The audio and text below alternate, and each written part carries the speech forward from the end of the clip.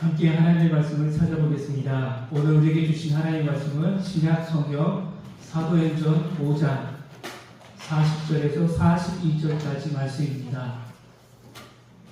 사도행전 5장 40절에서 42절까지 말씀입니다.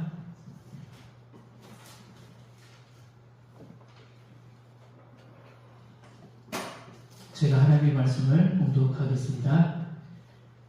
그들이 옳게 여겨 사도들을 불러들여 채찍질하며 예수의 이름으로 말하는 것을 금하고 놓으니 사도들은 그 이름을 위하여 능력받는 일에 합당한 자로 여기심을 기뻐하면서 공의 앞을 떠나니라. 그들이 날마다 성전에 있든지 집에 있든지 예수는 그리스도라고 가르치기와 전도하기를 그치지 아니하니라. 아멘. 이 시간 오갑 찬양대 찬양을 함께 영광 돌리겠습니다. 네.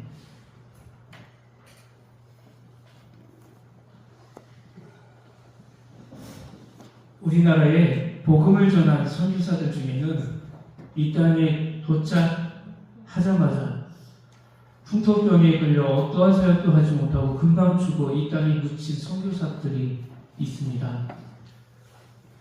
이영남 집사님 그 PPT 좀 보여주시겠어요? 또 자료를 나왔지만 어릴 때에 그 자료를 땅속에 묻어야 했던 선교사들도 있습니다. 인대와 비난을 받으며 언어도 통하지 않고 또한 생활 문화도 다 다르고 먹는 음식도 다르고 그들이 이곳에서 생활했다는 것, 그리고 아픔과 슬픔을 겪으면서 복음을 증거했던 선교사들이 있습니다. 얼마나 힘들었을까, 얼마나 가슴 아파 절명하며 통곡했을까. 지금 보이는 사진이 서울 양화진에 있는 외국인 선교사의 묘역입니다. 특별히 지금 보고 있는 사진의 무덤은 거의 0세에서 3세까지의 무덤입니다. 누구겠습니까? 선교사들의 자녀입니다. 태어나자마자 죽음을 맞이했던 아이들, 한 3년도 못 살고 죽었던 아이들이 저 자리에 묻혀 있습니다. 그 옆에 또 부모들도 있습니다. 마포 양화진이란 이곳은 선교사들이 들락거렸던 장소입니다.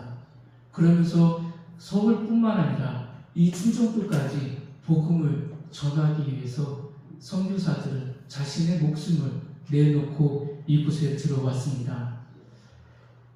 한 분의 선교사를 소개하겠습니다. PPT 한번 넘겨주시겠습니까? 이분은 루빈 캐드릭 선교사입니다. 1907년 9월 선교사로 우리나라에 내려졌지만 9개월 정도 사역하시고 과로로 별세했습니다. 그녀의 편지, 고국 미국에 보낸 편지와 묘비에는 이렇게 써 있습니다. 내겐 1000개의 생명이 있다면 모두 한국, 조선 땅을 향해 다 바치겠다고 써 있습니다. 이 편지를 받고 또 많은 사람들이 나도 저 조선 땅에 가서 복음을 전하겠습니다 라고 들어오신 분들이 많이 있었습니다. 힘들어도 고난받는 것을 결코 두려워하지 않고 이 땅에서 복음을 증거했던 그들이 우리 신앙의 선배들입니다. 우리 교회가 이런 축복을 받는 것, 우리가 이렇게 신앙의 자유를 누릴 수 있게 된 것은 바로 그 신앙의 선배들이 예수님을 향한 고난에 자발적으로 참여했기에 가능했던 일입니다. 본문에는 이렇게 자발적으로 고난에 참여했던 원조들이 있습니다. 그들은 초대교회에 만들어갔던 믿음의 인물, 예수님의 제자들입니다. 그들은 화려한 자리를 얻기 위해 나간 것이 아니었습니다. 오히려 복음 때문에 감옥에 들어갔고 복음 때문에 매를 맞아야 했습니다. 이 사도행전 5장의 말씀은 시작할 때는 참 한 가정이 쓰임 받지 못하는 가족의 시작으로 나와 있지만 중간의 말씀을 보면 사도들이 얼마나 이 복음을 사랑했고 이 복음만을 전하기 위해서 이들의 삶이 어떠했는지를 나타내 주고 있습니다. 무엇 때문에 그들은 비난과 조롱과 고난받는 것을 기쁘게 여겼을까요? 예수님입니다. 예수님은 하나님의 아들이면서 영광을 내려놓으셨습니다. 이 땅에 오셔서 죄인된 사람을 만나셨고 가난한 사람들을 배제하지 않으셨고 버려진 자들과 소외된 자들의 친구가 되셨고 희망 없는 사람들에게 하나님 나라의 비전과 소망을 보여주셨습니다. 십자가에 달리면서까지 인간의 비참함과 절망의 문제를 가슴으로 껴안으셨습니다. 너희들의 아픔을 내가 끌어안고 가겠다. 너희들이 나에게 오다면 나는 너희들에게 영원한 천국을 안내해 주겠다. 우리 주님께서는 제자들에게 이 하나님 나라가 어떤 나라인지, 우리가 돌아가야 될 본향이 어떤 나라인지 가르쳐 주셨습니다. 우리가 이 시간 이렇게 하나님께 예배드리는 이유는 바로 그것입니다. 예수님이 나의 어리석음을 대신 지셨다는 것입니다. 나의 무능함, 나의 교만함, 나의 죄악을 우리 주님께서 다 이 십자가에서 지셨다는 것입니다. 예수님이 나의 죄악과 허물을 대신 지시고 내가 조롱을 받을 것을 대신 받으시며 십자가의 길을 가셨습니다. 그 십자가의 앞에서도 많은 사람들은 내려오라고 예수님을 조롱하고 예수님을 욕하고 예수님 앞에 침까지 뱉으셨습니다. 그렇지만 예수님은 끝까지 우리의 죄를 위해서 이 십자가를 지시고 그곳에서 돌아가셨습니다. 예수님이 죽음으로 우리가 죽고 예수님이 살아나심으로 우리가 다시 사는 새 생명의 약속을 우리는 다시 마음속으로부터 기억하고 확인하게 됩니다. 사도행전을 읽어보면 제자들의 삶도 예수님의 생애처럼 수없이 체포를 당하고 감옥에 들어가고 매임하게 된 기록들이 있습니다.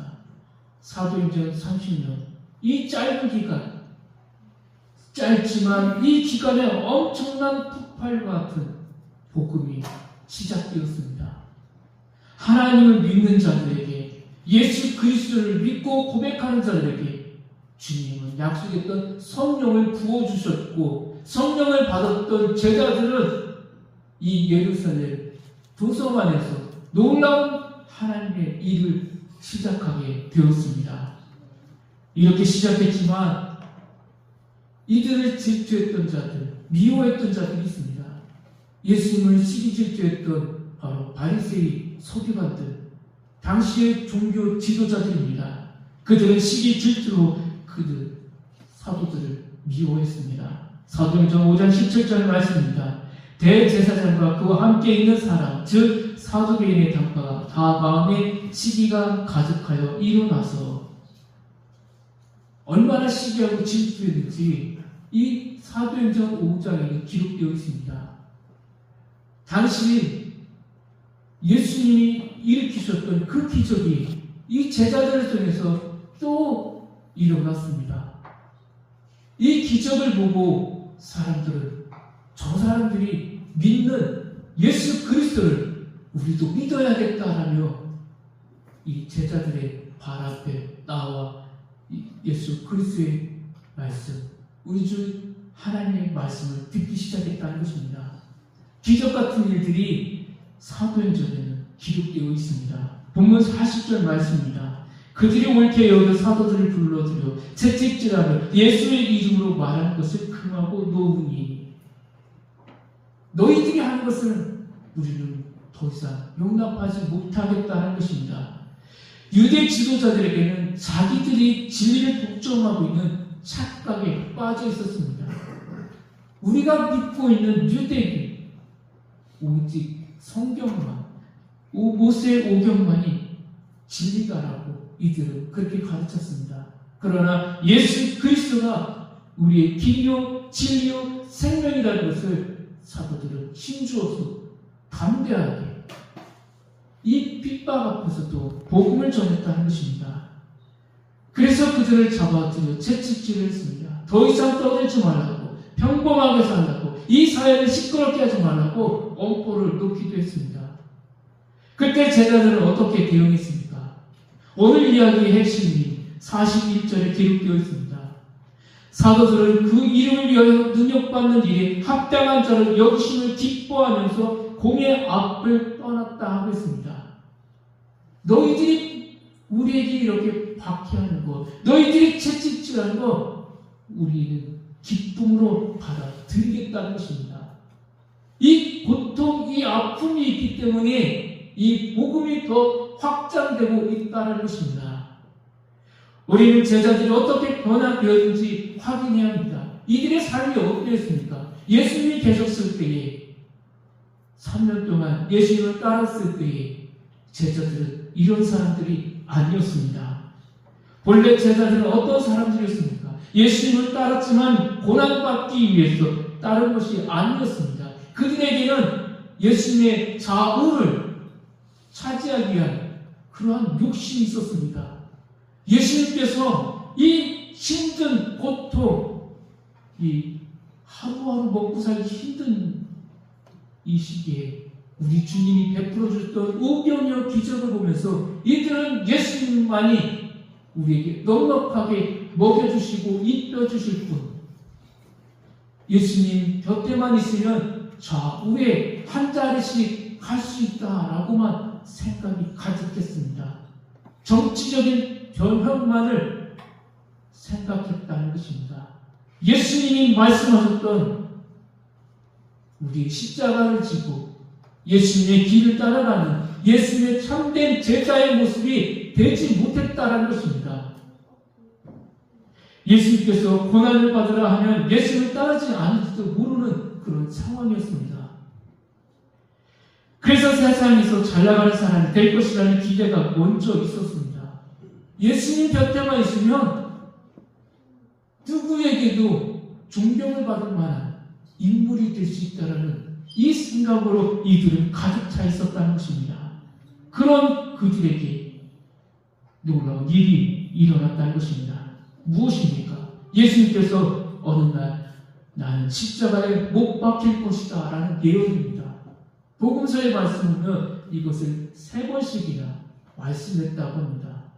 예수님께서 이제 곧 십자가에 우리를 위해서 돌아가실 것이라는 것을 제자들에게 이야기를 했을 때 당시 깨닫는 사람은 가룟 유다였습니다. 지난 시간에 우리가 말씀을 보았습니다. 가룟 유다가 주님 앞에 온 이유가 무엇이었습니까? 자신의 이익을 채우기 위해서 자신이 투자한 만큼 예수님을 통해서 받아내기 위해서였습니다. 결국은 어떻게 됐습니까? 예수님과의 길이 달랐기 때문에 그의 끝자락은 심판의 자리에서 채우는 심판을 맞고 말았습니다. 누구나 예외 없이 이 구원의 자리, 구원의 초청 자리 다 나올 수 있습니다.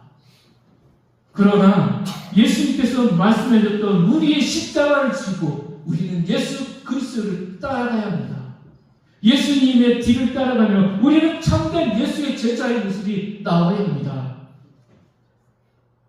그래서 제자들은 다 도망갔습니다. 뿔뿔이 흩어졌습니다.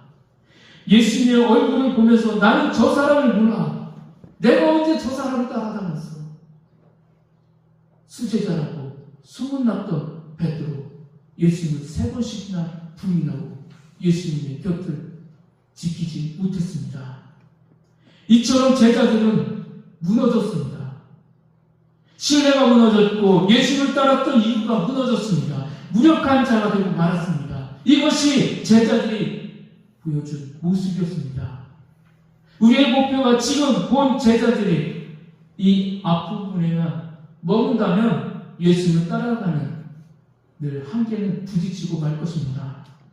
그런데 제자들이 변했습니다. 어떻게 변화되었습니까? 어떻게 용기가 있는 사람이 되었습니까? 어떻게 고난을 불사르며 이들이 이 예수님의 뒤를 따르고 있습니까? 하나님은 예수님을 십자가에 그대로 내놓지 않으셨습니다. 죽음 속에 가둬두지 않으셨습니다. 예수님을 통해 일어난 하나님의 반전, 인생의 모든 길을 새롭게 반전시키는 하나님의 역사는 두 가지였습니다. 첫째는 죽은 자 가운데서 예수님을 다시 살리셨습니다.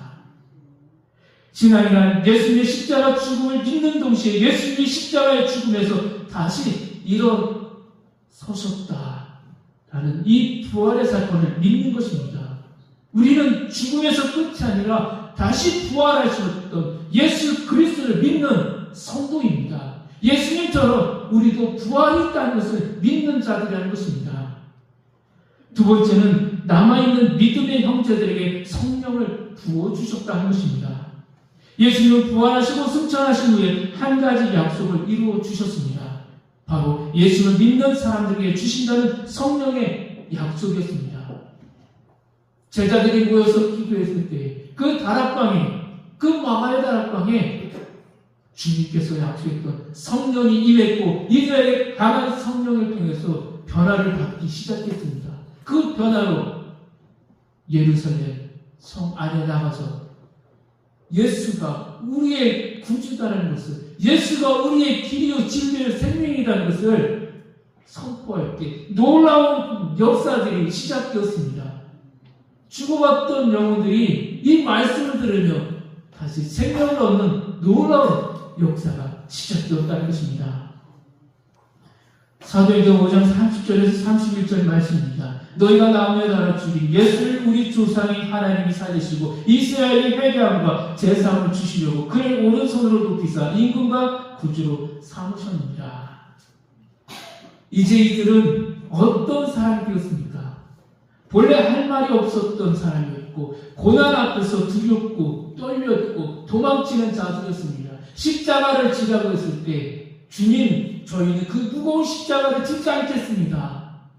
예수님을 배반하고 떠났던 자들이 이제 놀라운, 하나님의 놀라운 역사로 이들은 변하기 시작했고 그 변화의 자리에 이 사도들이 쓰임받기 시작했다는 것입니다. 우리 인생에도 역전 중에 역전이 있습니다. 바로 예수님 때문에 시작하는 역전입니다. 내 인생이 마치 구렁텅이 속에 빠져 한 걸음도 나아갈 길 없는 것처럼 보일지라도 우리는 예수님 때문에 새로운 시작을 할 수 있는 힘을 얻게 되었습니다. 우리는 새로운 인생을 걷고 있습니다. 우리도 예수님의 제자로서 각자 받은 십자가를 지고 이 길을 걸어가고 있다는 것입니다.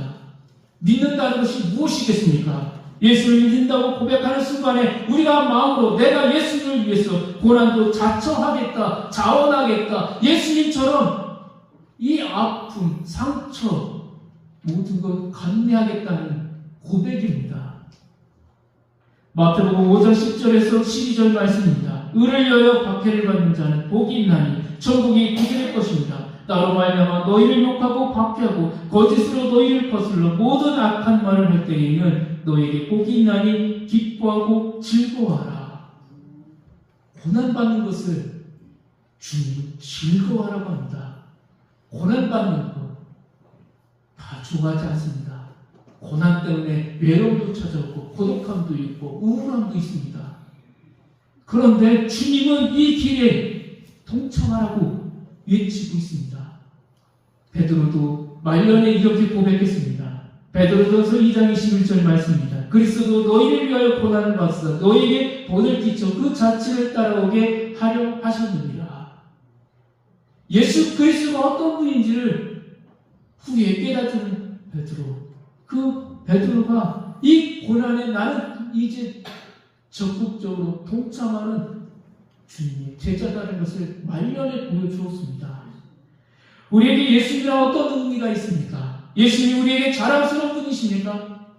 우리가 주일날 교회 와서 예배드리는 것이 기쁘고 즐겁습니까? 우리는 하나님의 사람들입니다. 우리는 그리스도인입니다. 성도입니다. 이것을 자랑스럽게 여기셔야 합니다. 나에게 찾아오는 고통, 아픔, 상처들, 우울함, 고독함, 이 모든 것을 즐기셔야 합니다. 예수님의 제자들이 변해받았던 것처럼 우리도 이제 새로운 인생길을 걸어가는 것입니다. 교회 공동체에도 그런 분들이 계십니다. 누구보다도 먼저 나와서 교회를 위해서 충성하는 분들이 있습니다. 누가 알아주지 않아도 아침 일찍 나와서 식당 봉사하는 분들이 있습니다. 예배를 준비하는 분들이 있습니다. 차량으로, 안내로, 차량의 봉사로서 각자 맡은 은사대로 이 주일의 아침에 나와서 묵묵히 그 일을 감당하는 분들이 있습니다.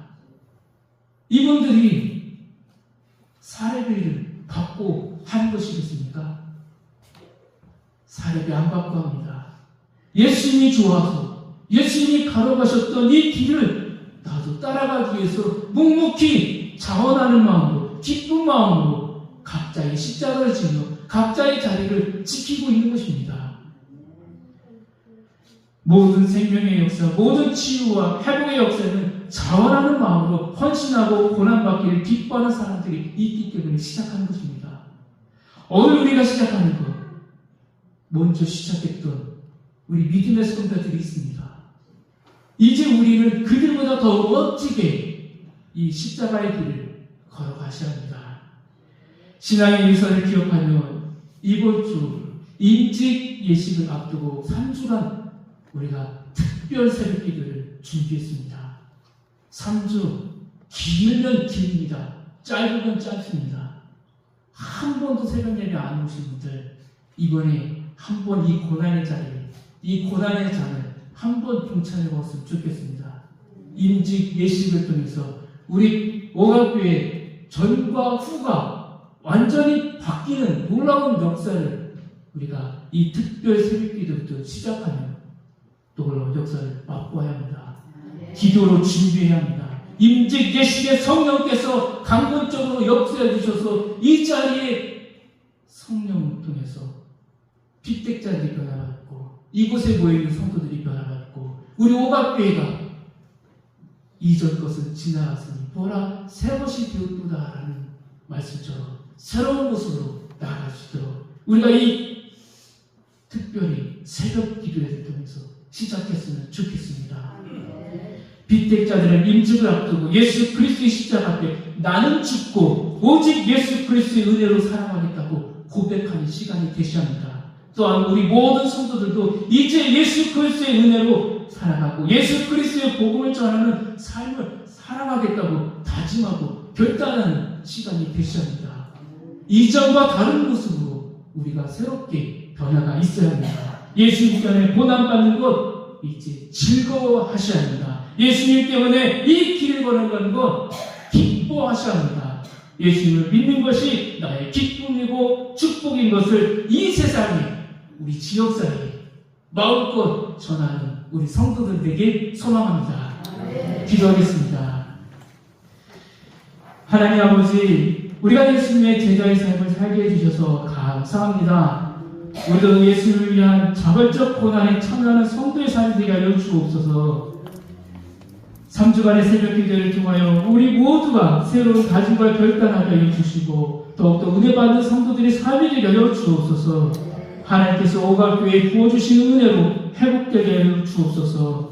우리 모든 자리가 회복되길 원하며 예수 그리스도의 이름으로 기도합니다. 아멘. 찬송가 50장 함께 찬송을 부를 때 하나님께 공헌 드리도록 하겠습니다.